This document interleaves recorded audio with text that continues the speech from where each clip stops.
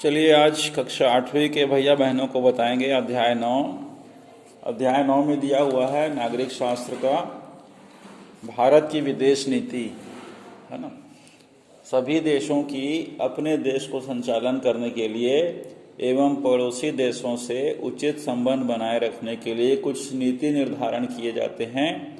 उन नीति निर्धारण को बोला जाता है उस देश की विदेश नीति।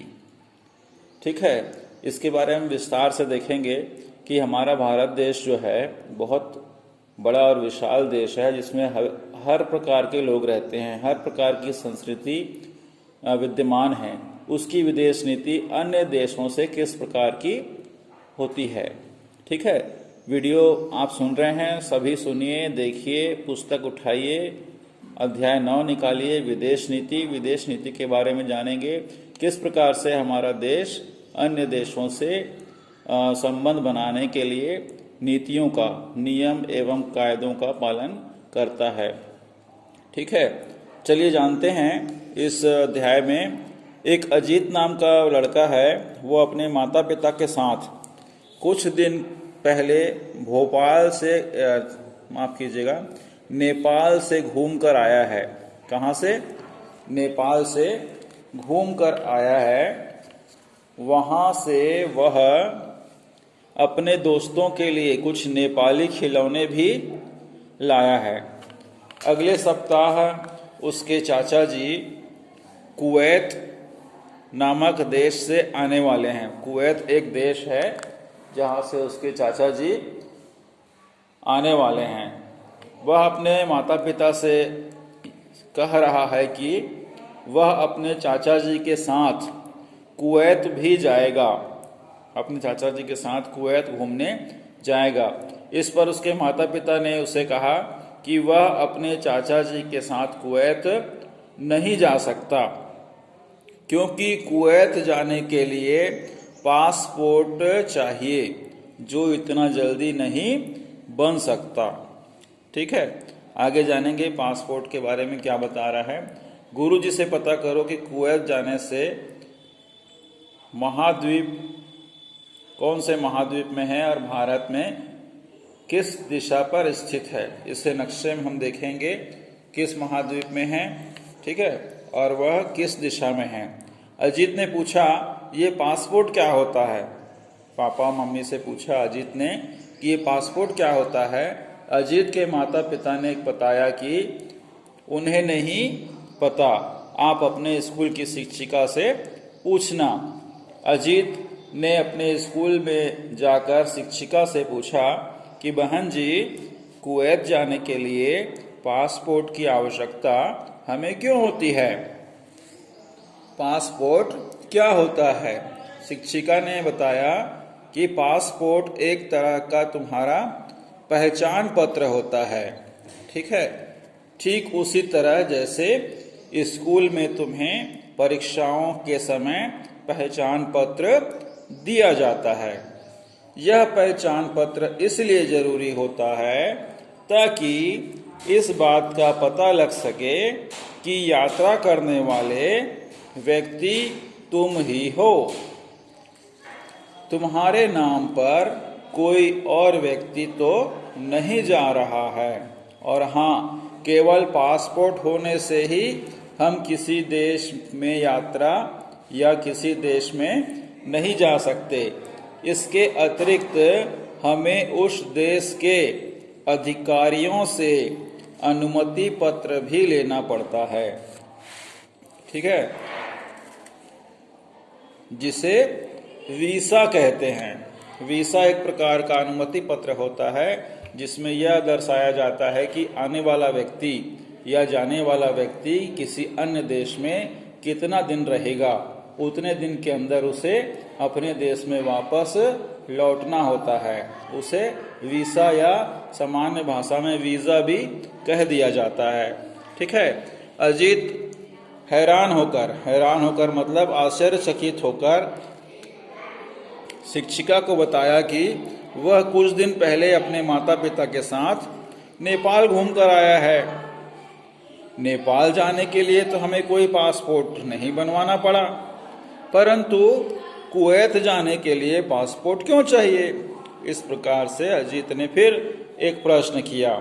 इस पर शिक्षिका ने बताया कि प्रत्येक देश ने दूसरे देश के नागरिकों को अपने देश में आने जाने के लिए अलग नियम बनाए हैं। ये नियम दो देशों के आपसी रिश्तों और व्यवहार को देखकर बनाए जाते हैं। देश की जरूरतों का भी ऐसे नियम बनाते समय ध्यान रखा जाता है। ठीक है, देश की जरूरतों का भी ऐसे नियम बनाते समय ध्यान रखा जाता है। हमें एक देश से दूसरे देश पर किन कारणों से जाना पड़ता है, चर्चा करके सूची बना सकते हैं। क्या नेपाल के नागरिक बिना पासपोर्ट के भारत आ सकते हैं? तो इस प्रकार से हम आगे देखेंगे कि इस व्यवस्था में किस प्रकार की बातें होती हैं। ठीक है, प्रश्न पहला क्या बोल रहा है? हमें एक देश से दूसरे देश में जाने के किन कारणों से जाना पड़ता है। कारण कोई भी हो सकता है। मान लीजिए वहाँ हमारे रिश्तेदार रहते हैं, या हमें घूमने जाना होता है ना, या कुछ विशेष कार्य हो जाता है, इसलिए जाना पड़ सकता है, लेकिन नियमों के साथ। ठीक है, क्या नेपाल के नागरिक बिना पासपोर्ट के भारत में आ सकते हैं? तो ये भारत और नेपाल के बीच जो नियम कायदे बने होते हैं, उनके व्यवहार को देखते हुए, क्योंकि नेपाल हमारा पड़ोसी देश है और मित्र देश है, इसलिए कुछ नियमों में ढिलाई बरती जाती है, नरमी बरती जाती है, जिससे वहाँ के लोग यहाँ आएं और यहाँ के लोग वहाँ जाएं। इससे क्या होता है, वहाँ का व्यापार बढ़ता है, एक दूसरे के संस्कृति के बारे में जानने का मौका मिलता है। ठीक है, तो भारत और नेपाल के बीच में जो आपसी संबंध हैं, रिश्ते हैं, वह व्यवहार को देखकर बनाए जाते हैं। इसलिए वहाँ जाने के लिए पासपोर्ट या वीज़ा की ज़रूरत नहीं पड़ती है। ठीक है, कक्षा में पहुँचते ही शिक्षिका ने बच्चों को संविधान की उद्देशिका को दोबारा पढ़ने को कहा। संविधान की उद्देशिका मतलब संविधान का क्या मायने है, संविधान का क्या उद्देश्य है, संविधान क्या होता है, इसके बारे में विस्तार से उद्देशिका में लिखा हुआ है। ठीक है, यहाँ आप देखे होंगे हमारा संविधान अध्याय है, उस संविधान में संविधान की उद्देशिका दी हुई है। इस संविधान की उद्देशिका को आप ध्यान से पढ़ेंगे। जैसे इस अध्याय में शिक्षिका ने कहा कि संविधान की उद्देशिका को पढ़िए। ठीक है, आगे शिक्षिका ने बताया कि उद्देशिका का जो पहला शब्द है वो है संपूर्ण प्रभुत्व संपन्न। ये जो पहला शब्द है वो क्या है? संपूर्ण प्रभुत्व संपन्न। बहुत ही जरूरी और महत्वपूर्ण शब्द है। इसका मतलब होता है हमारे देश दूसरे देश के साथ संबंध स्थापित करने तथा घरेलू नीतियों और नियम बनाने के लिए आज़ाद है, स्वतंत्र है। ठीक है, एक बार फिर से देखेंगे। इसका मतलब यह है कि हमारे देश दूसरे देशों के साथ संबंध स्थापित करने तथा घरेलू नीतियों और नियम बनाने के लिए पूर्ण रूप से स्वतंत्र है। ठीक है, कोई भी पैसे वाला देश, कोई भी धनी देश अपने पैसे और ताकत के बल पर अपनी जरूरत की नीतियां बनाने के लिए हम पर दबाव नहीं डाल सकता। ठीक है, एक बार फिर से देखेंगे। कोई भी धनी देश, कोई भी पैसे वाला देश, कोई भी हमसे बड़ा देश अपने पैसे और ताकत के बल पर, ठीक है, पैसे और ताकत के बल पर अपनी जरूरत की नीतियां बनाने के लिए किसी प्रकार का किसी अन्य देश पर या हम पर दबाव नहीं डाल सकता। ठीक है, इस प्रकार से क्या मतलब हुआ? संपूर्ण प्रभुत्व संपन्न का यह जो 2-3 लाइनें बताया हूं मैं, उसके बारे में यह वाक्य पूर्ण है। ठीक है, आगे देखेंगे, ब्रैकेट में कुछ बताने की कोशिश कर रहे हैं। ऐसी कौन कौन सी बातें हैं, ऐसी कौन कौन सी बातें हो सकती हैं जिसे ध्यान में रखकर भारत पाकिस्तान के साथ अपने संबंध स्थापित कर सकता है, चर्चा कीजिए, है ना। जैसा कि आप सभी जान रहे हैं कि सभी देशों की अलग अलग नीतियां, अलग अलग व्यवहार होता है, अलग अलग देश का कार्य करने का तरीका होता है ना। तो व्यवहारिकता का विशेष प्रभाव पड़ता है। जैसे मान लीजिए पड़ोसी देश है हमारा पाकिस्तान, लेकिन पाकिस्तान से अक्सर क्या होता है, देखने को मिलता है कि वहाँ के कुछ युवक किसी प्रकार से लोभ या लालच में आकर हमारे देश में आकर कुछ गलत गतिविधियां करते हैं, गलत कार्य करते हैं। इसलिए पाकिस्तान जो देश है वो भी एक तरह से उसका नाम खराब होता है। तो दोनों ही देशों में संबंध में खटास आती है ना। एक प्रकार से शत्रुता की भावना आ जाती है। इसलिए भारत और पाकिस्तान के जो नियम कायदे हैं वो बहुत कड़े हो जाते हैं, ठीक है। और भी कुछ कारण हैं। आप लोगों से निवेदन है कि आप हमेशा जी न्यूज़ देखा करिए। जी न्यूज़ 9 बजे से 10 बजे के बीच जो दिखाता है उसे बोला जाता है NDA, न्यूज़ डेली एनालिसिस। मतलब उस दिन के सभी समाचार पत्रों का विश्लेषण, सभी समाचार, सभी खबरों का विश्लेषण किया जाता है।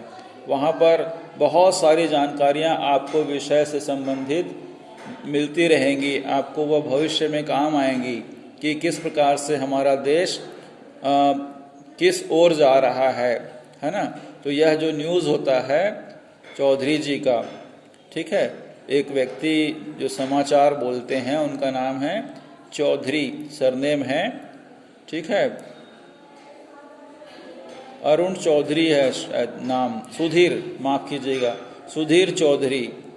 तो उनका जो बोलने की शैली है, उनका समाचार बताने का जो तरीका है वो बहुत ही लोकप्रिय है और बहुत अच्छा है। वह सभी विषयों में बात करते हैं। तो आप 9 से 10 बजे का जो समाचार है वो खाना खाते हुए भी आराम से देख सकते हैं, ठीक है। अब देखिए, एक देश दे रहा है बांग्लादेश। भारत और बांग्लादेश और अमेरिका के साथ संबंध में क्या अंतर होगा? क्या दोनों देशों को एक समान महत्व दिया जा सकता है? चर्चा कीजिए, ठीक है। जैसे कि आप सभी जानते हैं, भारत से निकला हुआ है बांग्लादेश। पहले बांग्लादेश भी भारत में ही था, लेकिन कुछ कारणों से उसे अलग किया गया। तत्कालीन सरकार श्रीमती इंदिरा गांधी जी के समय में यह बांग्लादेश बनकर तैयार हुआ, है ना। उसके बाद दिया है अमेरिका। अमेरिका एक यूरोपीय देश है, अन्य देश है जो हमारे से बहुत दूर है, और बांग्लादेश जो है वो पड़ोसी देश है। तो सामान्य तौर पर जो पड़ोसी देश होगा उससे व्यवहार में कुछ अलग परिवर्तन रहता है, और जो अन्य अमेरिका बड़ा देश है, पूंजीपति देश है, विकसित देश है, तो उसके साथ जो विदेश नीति होती है या उसके साथ जो व्यवहार होता है, जो संबंध होता है, वो अलग अलग होता है, ठीक है। आगे देखेंगे, किसी भी देश द्वारा दूसरे देश के साथ संबंध स्थापित करने के लिए जो योजना या नियम बनाए जाते हैं उसे विदेश नीति के नाम से जाना जाता है, ठीक है। क्या सभी देश की विदेश नीति एक जैसी होती है? सुरेश नामक छात्र ने पूछा। फिर शिक्षिका ने बताया कि सभी देशों की विदेश नीति एक जैसी नहीं होती है। फिर राजू ने कहा, एक मोहल्ले में रहते हुए भी हमारे सभी पड़ोसी से तो एक जैसे रिश्ते नहीं होते। किसी के यहाँ आना जाना कम होता है और किसी के यहाँ ज़्यादा होता है। इस प्रकार से राजू ने एक छोटा सा उदाहरण देते हुए बताया कि जैसे हम एक मोहल्ले में रहते हैं और हमारे सभी पड़ोसी तो एक जैसे नहीं होते, सभी का व्यवहार तो एक जैसा नहीं होता, तो उनसे रिश्ते भी एक जैसे नहीं होते हैं। किसी के यहाँ हमें आना जाना बहुत अच्छा लगता है और किसी के यहाँ हमें जाना जाना अच्छा नहीं लगता, तो हम कम ही जाते हैं, है ना। तो इस प्रकार से राजू ने विदेश नीति का थोड़ा सा एग्जाम्पल देते हुए बताने का प्रयास किया है। ठीक है, आगे देखते हैं, एशिया के राजनीतिक मानचित्र में अफगानिस्तान को ढूंढो। आगे चल के हम नक्शे का विषय लेंगे, उसके बारे में थोड़ा सा बताने का प्रयास करेंगे। ठीक है, म्यांमार जो हमारा पड़ोसी देश है और बांग्लादेश भारत की किस दिशा में है, इसके बारे में भी हम आगे चर्चा करेंगे। ठीक है, भारत के उत्तर पूर्वी राज्यों की सीमाएं, उत्तर पूर्वी राज्यों की सीमाएं किन किन देशों से लगी हुई हैं, इसके बारे में भी आपको बताएंगे। यदि भारत के उत्तर पूर्वी राज्यों में दूसरे राज्यों से आने जाने वाले लोगों पर नज़र रखना हो तो हमें क्या करना पड़ेगा,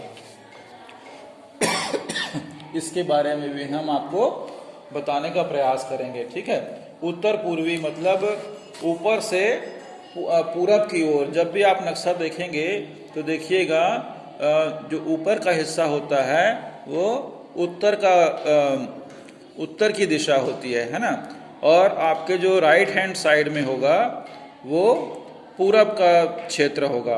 ठीक है, और पश्चिम में क्या होगा, आपका पाकिस्तान होगा, है ना, और दक्षिण में क्या है, केरल या श्रीलंका। ठीक है, इस प्रकार से नक्शे में 4 दिशाएं होती हैं और उनकी 4 उप दिशाएं होती हैं। ठीक है, तो इस प्रकार से प्रश्न पूछ रहा है कि दूसरे देशों की सीमाओं पर अगर नज़र रखनी हो तो क्या करना होगा। तो ध्यान, जो हिमालय का ऊपरी क्षेत्र है वहाँ पर कोई ऐसा स्थान बनाना पड़ेगा जहाँ पर दूर से नज़र रखी जा सके।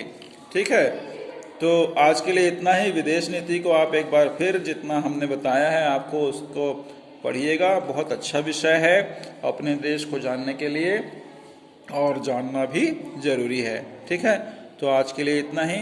अपना ध्यान रखिए, स्वस्थ रहिए, खुश रहिए। आगे की पढ़ाई हम आपको कल कराएंगे, लेकिन पुस्तक पढ़ना जरूरी है। आपका बहुत बहुत धन्यवाद।